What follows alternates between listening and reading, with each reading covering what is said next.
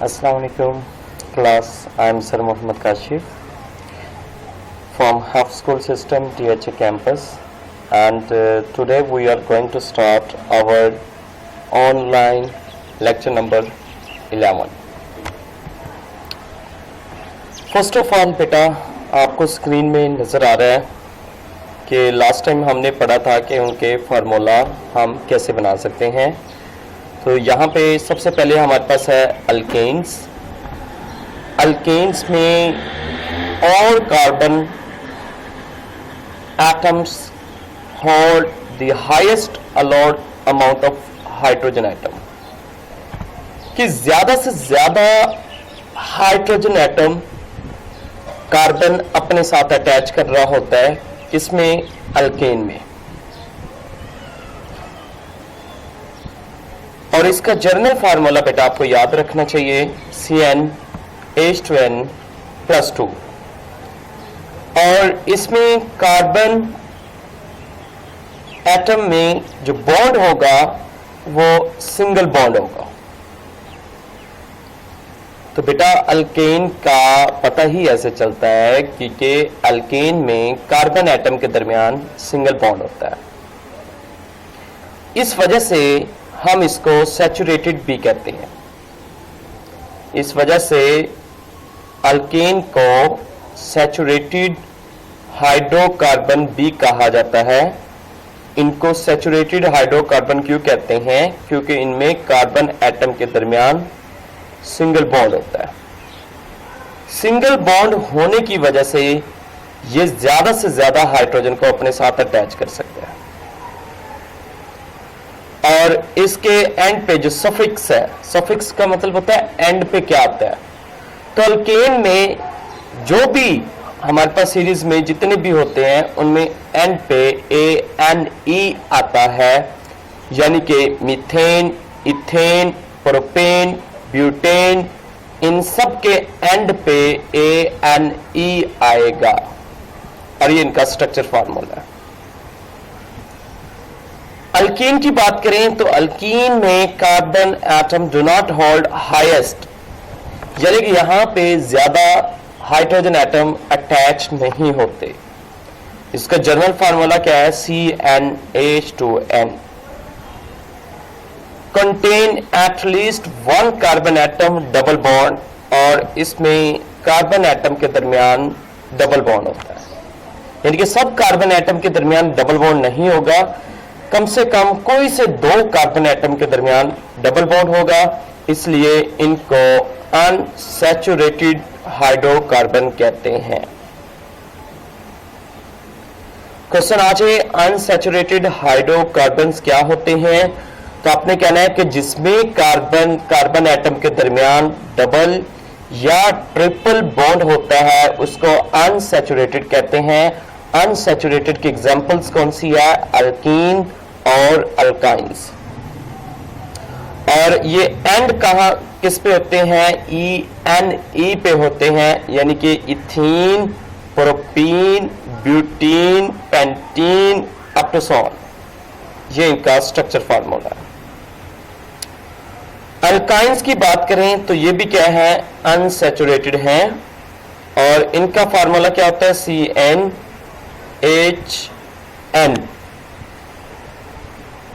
ये एक बहुत इजी फार्मूला बना दिया है, CnHn। ये भी आप फार्मूला फॉलो कर सकते हैं, और आप ये वाला फार्मूला भी फॉलो कर सकते हैं, CnH2n -2। आप इसमें से कोई भी फार्मूला फॉलो कर सकते हैं, आंसर विल बी सेम आएंगे। CnHn भी याद कर सकते हैं और CnH2n -2 भी याद कर सकते हैं। इसमें कार्बन एटम के दरमियान कौन सा बॉन्ड होगा? ट्रिपल बॉन्ड होगा, लेकिन सब कार्बन एटम के दरमियान नहीं, कोई से दो कार्बन एटम के दरमियान ट्रिपल बॉन्ड होगा। इनकी सफिक्स देख लें कि एंड पे YNE आएगा, और ये इनका स्ट्रक्चर फार्मूला है। सैचुरेशन के लिहाज से देखा जाए अल्केन सैचुरेटेड होते हैं, अल्कीन और अल्काइन अनसैचुरेटेड होते हैं। अगेन इनके ये जनरल फार्मूला बेटा गिवन है, CnH2n+2, CnH2n और CnH2n-2। आप इसको CnHn भी लिख सकते हैं। आइए बेटा आज हम स्ट्रक्चर फार्मूला को बनाना सीखते हैं। सपोज किया कि आपने स्ट्रक्चर फार्मूला बनाना है, कोई सी एग्जांपल हम ले लेते हैं। हम यहां पे एग्जांपल कोड करने लगे हैं स्ट्रक्चर फार्मूला की। हेक्सेन,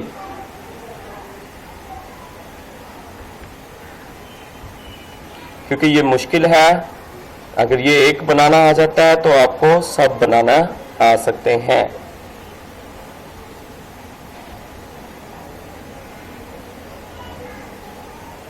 हेक्सेन, ये बेटा हेक्सेन लिखा हुआ है, मैं दोबारा से इसको करेक्ट कर देता हूं।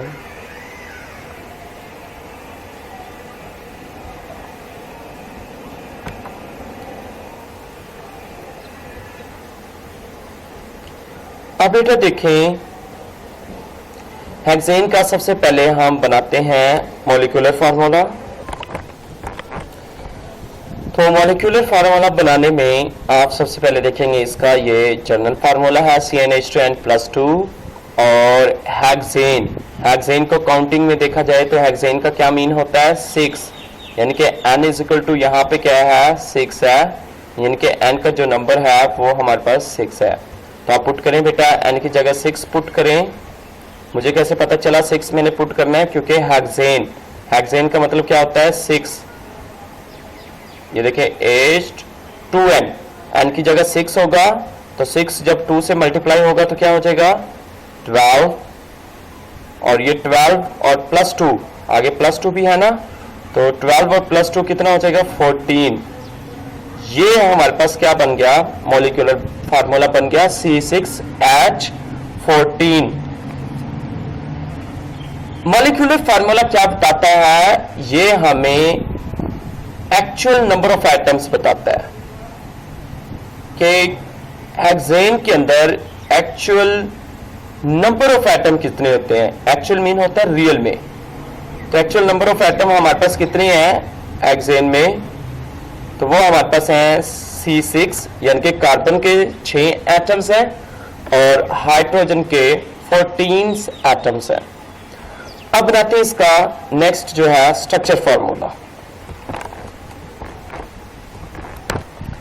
बेटा स्ट्रक्चर फार्मूला बनाते हुए हम क्या करेंगे, अब इसमें सबसे पहले देखेंगे कि इसमें कार्बन कितनी है 6 है, तो 6 कार्बन अरेंज कर देंगे सिंगल बॉन्ड के साथ।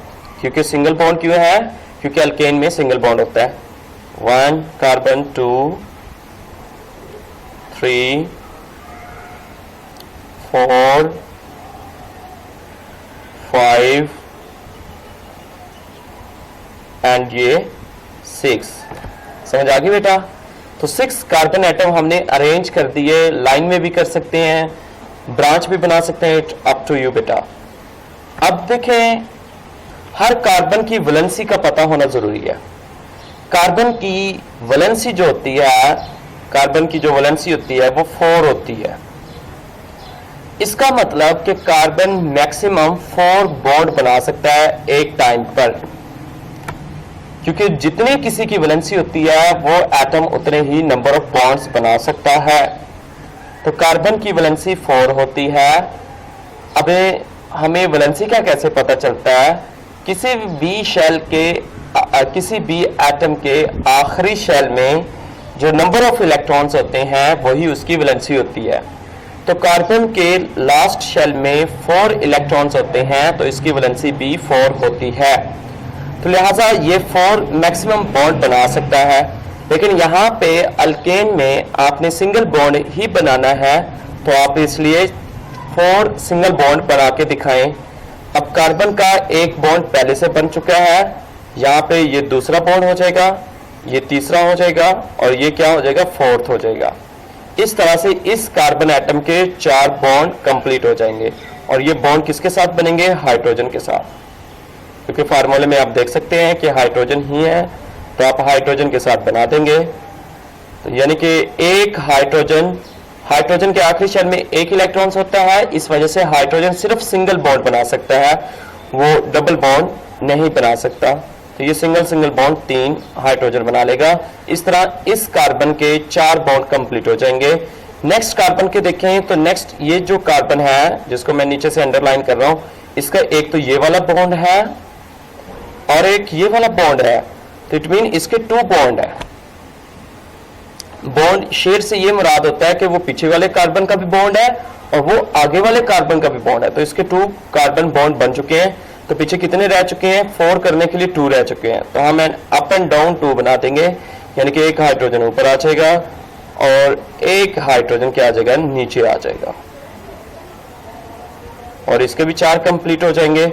इस तरह इसके 4 कंप्लीट करने के लिए हम, क्योंकि इसके 2 बॉन्ड ऑलरेडी, एक ये पीछे वाला भी है और एक इसका ये वाला भी है, क्योंकि शेयर का ये मतलब होता है कि इस बॉन्ड पे इस कार्बन का भी हिस्सा है और इसी बॉन्ड पे इस कार्बन का भी हिस्सा है, यानी कि ये बॉन्ड मुश्तरका बॉन्ड है, शेयर बॉन्ड है, ये दोनों कार्बन के है।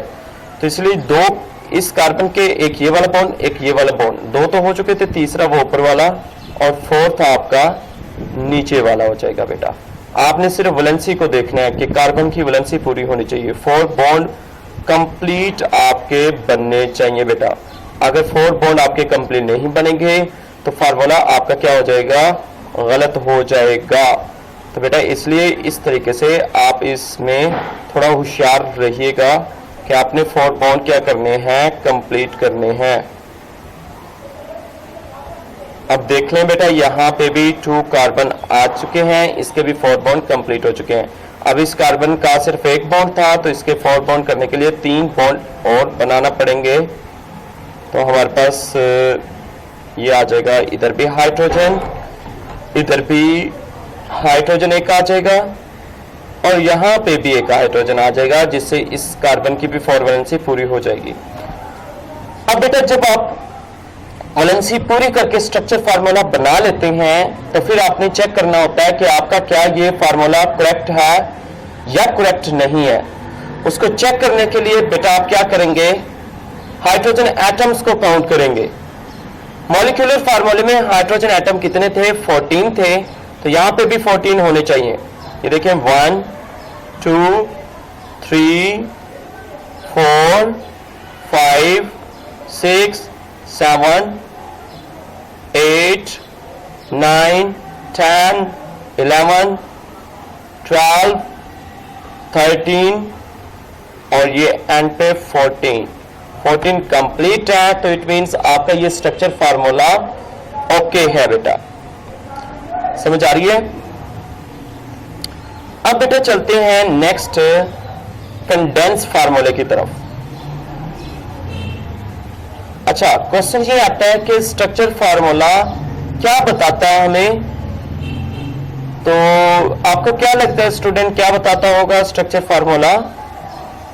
तो स्ट्रक्चर फार्मूला हमें अरेंजमेंट ऑफ एटम्स बताता है। स्ट्रक्चर फार्मूला हमें क्या बताता है? अरेंजमेंट्स ऑफ एटम बताता है कि एटम को फार्मूले में कैसे अरेंज किया गया है। यहां पे देखें, आपको अरेंजमेंट नजर आ रही है ना एक, कि कैसे कैसे अरेंज किया गया है।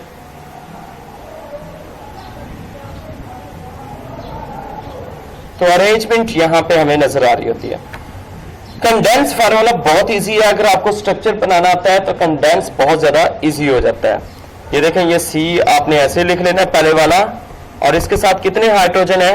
1 2 3, 3 हाइड्रोजन अटैच हैं, तो आपने यहाँ पे 3 इकट्ठे हाइड्रोजन इस कार्बन के साथ लिख देने हैं। ये देखिए जिस तरह मैंने लिख दिए हैं। समझ आ रही है? आपको बॉन्ड बनाने की जरूरत नहीं होती। फिर आगे फिर एक कार्बन है, तो आपने कार्बन बनाना है और इस कार्बन के साथ कितने हाइड्रोजन अटैच है? 2, तो यहां पे भी आप 2 हाइड्रोजन पहले लिख दें और साथ आप वही कार्बन बना दें। ठीक हो गया। फिर आगे कितने हाइड्रोजन है? 2। सिंगल बॉन्ड दरमियान में बनाना चाहते हैं तो बना दे बेटा, ये ऐसे। आगे फिर कार्बन के दरमियान कितने हाइड्रोजन अटैच हैं? 2। तो यहां पे आप हाइड्रोजन 2 लिख देंगे और साथ आप उसी तरह कार्बन लिख देंगे, ठीक है। फिर बेटा इस पे देखें, इस चीज में भी आपको कार्बन के साथ 2 हाइड्रोजन अटैच मिलेंगे। 2 हाइड्रोजन बेटा इसी तरह इकट्ठे लिख दें और साथ कार्बन लिख दें। फिर नेक्स्ट बेटा देखें,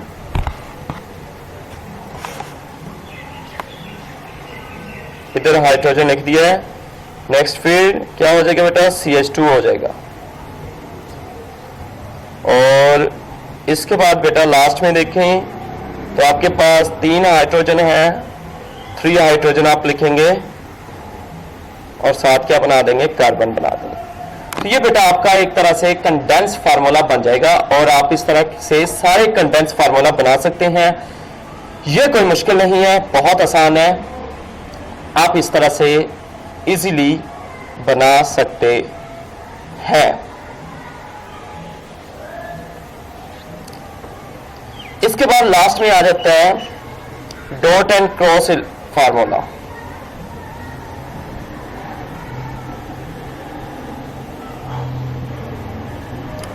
डॉट एंड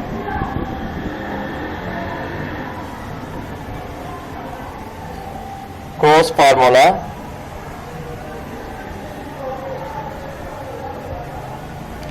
अब बेटा कंडेंस फार्मूला बनाना आ चुके हैं, अब हम डॉट एंड क्रॉस फार्मूला बनाना सीखते हैं कि डॉट एंड क्रॉस फार्मूला कैसे बनाया जाता है।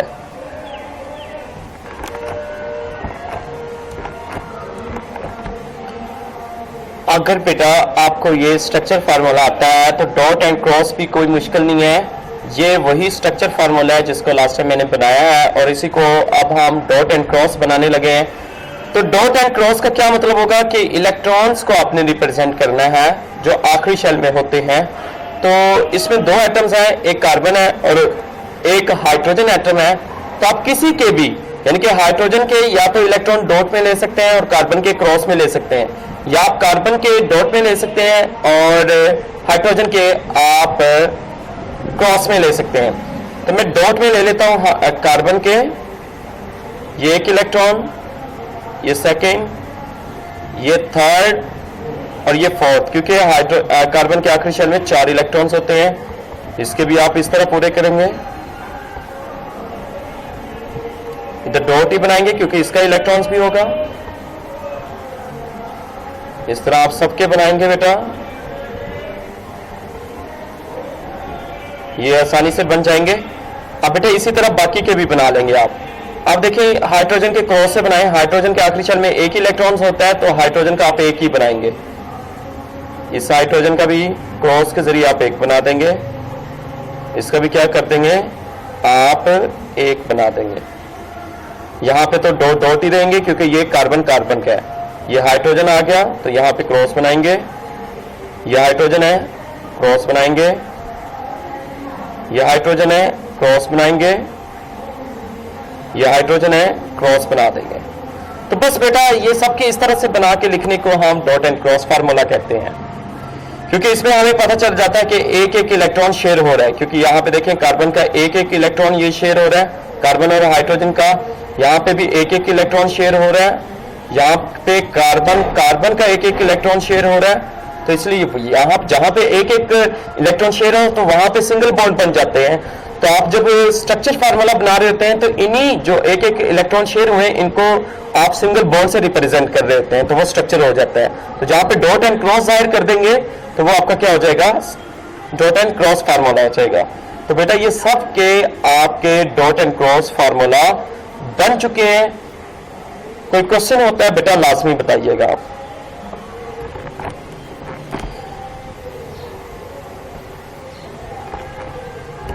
बेटा दोबारा से फिर देख लें कि आपका ये यानी कि हाइड्रोजन के आखिरी शेल में एक इलेक्ट्रॉन है तो उसको क्रॉस से जाहिर कर दिया सबको, और कार्बन के आखिरी शेल में 4 इलेक्ट्रॉन्स होते हैं तो इन चारों को डॉट से जाहिर कर दिया। ये देख रहे हैं आप। तो आप फिर ये इस तरह से ऊपर ये गोल दायरा नहीं बनाएंगे, सिर्फ आप तो रिप्रेजेंट करेंगे बेटा, क्योंकि मैंने गोल दायरा आपको बताने के लिए ये वो बनाया है कि एक डॉट एंड क्रॉस यानी कि एक एक इलेक्ट्रॉन शेयर होने से सिंगल बॉन्ड बन जाता है, इसलिए आप स्ट्रक्चर फार्मूला बना रहे होते हैं। इसी तरह आप बेटा इन सब के भी एक एक डॉट और क्रॉस बना देंगे। डॉट क्रॉस आपकी अपनी मर्जी होती है, जिसके चाहे डॉट बना लें, जिसके चाहे क्रॉस बना दें।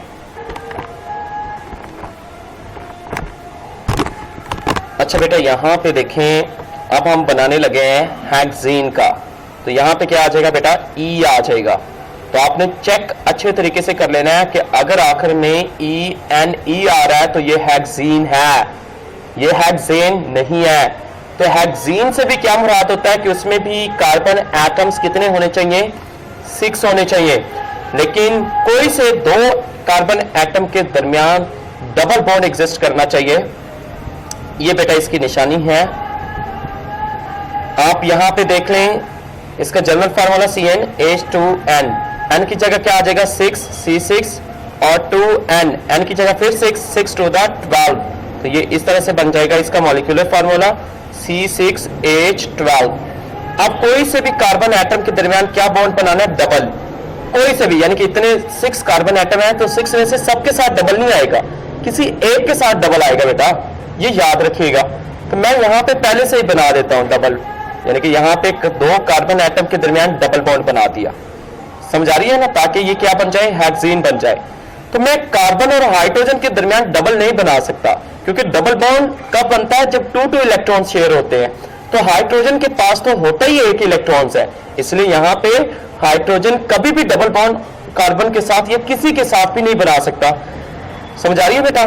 तो इस वजह से इसी में मीथेन भी एग्जिस्ट नहीं करता, मीथेन एग्जिस्ट नहीं करते, क्योंकि मीथेन में एक कार्बन होता है, हाइड्रोजन 4 होते हैं, तो वो 4 में किसी हाइड्रोजन के साथ भी डबल बॉन्ड बन ही नहीं सकता, इसलिए जो अल्कीन ग्रुप है वो आपका इथेन से स्टार्ट होता है, समझ आ रही है बेटा। डबल बॉन्ड बना दिया तो यहां पे एक हाइड्रोजन अब नहीं होना चाहिए, क्योंकि कार्बन की 4 वैलेंसी पूरी करे ना, 2 इधर होगी तो 3 4 5, इस तरीके से 5 कार्बन की वैलेंसी हो रही है, तो इस वैलेंसी को आप कम करेंगे, तो यानी कि ये एक हाइड्रोजन यहां पे नहीं होना चाहिए स्ट्रक्चर फार्मूले में, बाकी हाइड्रोजन आप रहने दें, समझ आ रही है बेटा।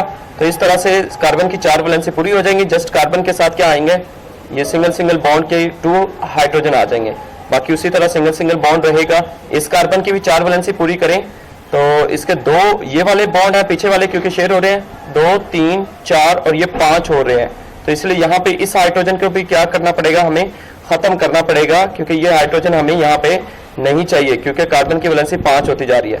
तो इस तरह से ये यहाँ से ये भी क्या हो जाएगा, खत्म हो जाएगा बेटा।